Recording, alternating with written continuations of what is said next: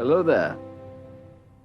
Le canon actuel de Star Wars pourrait mettre en place le successeur Sith de Palpatine, venu de la continuité Star Wars Legends. Voici l'héritière des Sith, et c'est juste après ça.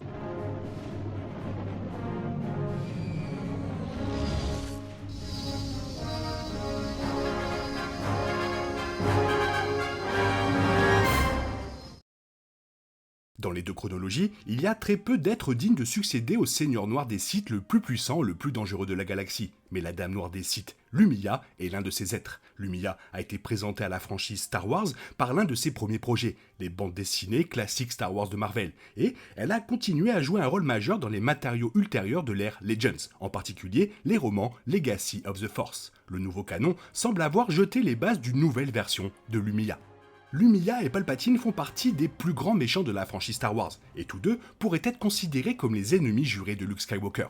Bien que Palpatine fasse partie des deux continuités, en raison de l'inclusion des trilogies originales et précédentes, Lumiya est pour le moment exclusif à la chronologie Legends. Legends était le canon officiel de Star Wars avant son changement de marque en 2014, ce qui en a fait une chronologie alternative. Cependant, même en tant que continuité discontinue, Legends continue d'inspirer de nombreux éléments du nouveau canon, et certains des préparatifs nécessaires à l'introduction d'une nouvelle version de Lumiya ont déjà été effectués. Lumiya, née Shirabri, a fait ses débuts dans les bandes dessinées Star Wars de l'ère Legends. Shirabri semblait initialement être une pilote Rogue Squadron, mais elle était en fait un agent double pour Vador. Une mission d'infiltration a laissé Brie presque morte et sa couverture a finalement été détruite. Mais elle a été sauvée et reconstruite grâce à une cybernétique étendue par Dark Vador qui l'a formée en tant que Sith. Après la bataille d'Endor, Brie est devenue la véritable Dame Noire des Sith Lumiya et, grâce à sa connaissance de l'histoire et de la culture Sith, elle a fondé la prochaine itération de l'ordre Sith après la fin de la dynastie de Dark Bane avec Palpatine. Lumiya était suffisamment douée pour vaincre Luke Skywalker lors de leur premier duel. Elle a continué à constituer une menace majeure pour lui, bien après que Luke soit devenu le grand maître Jedi. Comme Palpatine avant elle, Lumiya était aussi un maître de la manipulation et de la tromperie. Profitant du traumatisme de Jacen Solo dû à la guerre Yuuzhan Vong et de la perte de confiance dans les Jedi, Lumiya l'a transformé vers le côté obscur, le conduisant à devenir le seigneur Sith Dark Caedus et à assassiner Mara Jade. Bien que Luke Skywalker ait tué Lumiya peu de temps après, elle a orchestré une autre guerre civile galactique et causé des dommages irréparables à la fois à la galaxie dans son ensemble et à son vieil ennemi, Luke Skywalker.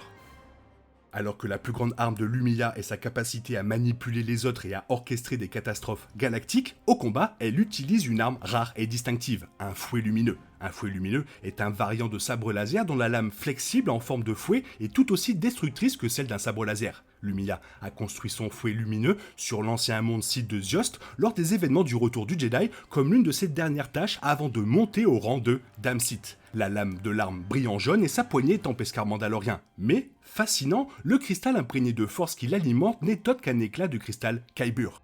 Le cristal Kyber est un artefact de force de la planète Minban, ayant servi d'artefact pour le roman Splinter of the Mind Eyes. Le roman n'était pas la première propriété de Star Wars Legends, mais c'était son premier roman, ayant initialement été écrit comme une suite à petit budget de Star Wars de 1977 si le film échouait. Le cristal Kyber, lorsqu'il est conservé dans le temple de Pomojema sur Minban, peut augmenter les pouvoirs d'un utilisateur de la force, ce qui le rend très recherché. Cependant, les éclats de cristal fonctionnent de la même manière que n'importe quel autre cristal de sabre laser imprégné de force, de sorte que l'arme de Lumiya n'augmente pas ses pouvoirs du côté obscur.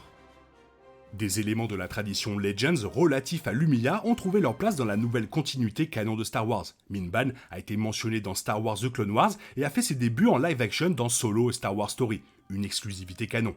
Le Beskar mandalorien figure en bonne place dans Star Wars Rebels, The Mandalorian et le livre de Boba Fett. Le fouet lumineux lui-même existe également dans le nouveau canon en tant qu'arme associée à la fois aux Jedi et aux Sœurs de la Nuit. Dans plusieurs projets de Star Wars, la Haute République, le chevalier Jedi Vernestra Raux utilise un sabre laser qui peut passer en mode fouet lumineux.